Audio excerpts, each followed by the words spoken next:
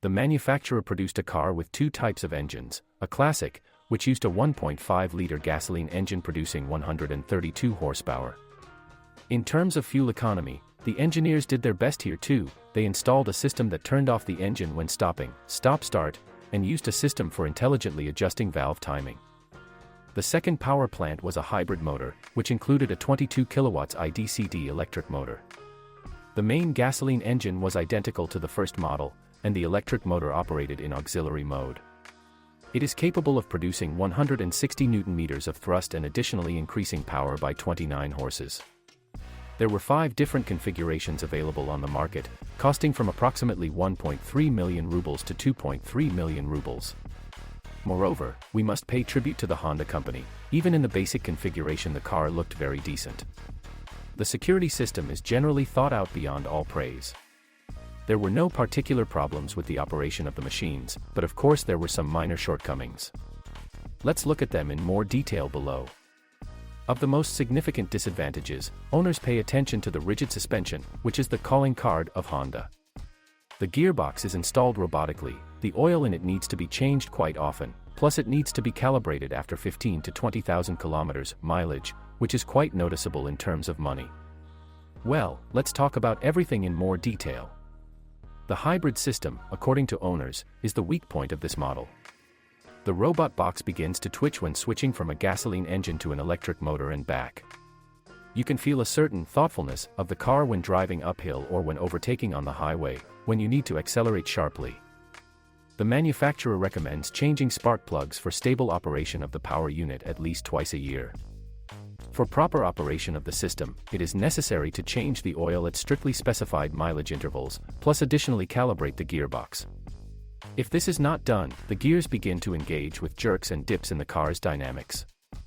The sport mode does not work particularly well. There are often situations when the engine picks up speed, but does not switch to a higher gear, resulting in additional loads on the power module and increased fuel consumption. In hot weather there is a risk of overheating the engine and clutch. The release bearing is assembled to reduce noise when working on a plastic holder, which wears out quite quickly and fails. Replacing this inexpensive part costs a decent amount of money due to the complex disassembly. Only large service centers with the necessary tools and qualified personnel can carry out such work. After starting the car, many drivers complain about having to turn off the collision monitoring system every time. Otherwise, it is simply impossible to operate the car. The security system does not allow you to unfasten your seatbelt and open the door on the move. The box immediately puts you in parking mode, but sometimes you need to listen to what is happening outside. In addition, many people do not like the presence of a large, blind zone in the area of the left pillar. The driver has to additionally look out for pedestrians on the left side, who may not be noticed due to the large size of the pillar. The paintwork is traditionally too thin, scratches appear on it even upon slight contact with bushes, snow crust, and other hard objects. Some cars are assembled with irregular geometry, as a result of which, when opening the door, hood or trunk, the paintwork is damaged and abrasions appear. Thresholds are often dented due to the use of thin iron. It is quite easy to damage them by catching on an obstacle. Most car configurations do not have a spare tire, including a spare tire. Instead, a standard compressor and a tubeless tire repair kit are offered. The dashboard, according to many, looks rather poor. The display of the standard tape recorder is not visible at all in sunny weather. You have to create an artificial darkening to switch the operating mode or select a track. The seats are heated, but it can only be adjusted in 2 modes, which is quite inconvenient. Door cards, even in the maximum configuration, are covered with fabric, which is why they collect dust very quickly and require constant care. The installed sound insulation does not cope with the tasks assigned to it.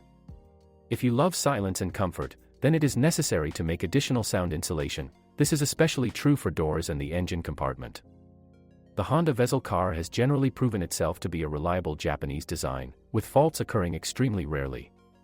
It is necessary to refuel the car with high-quality fuel, change consumables on time, and it will delight its owners with reliable operation.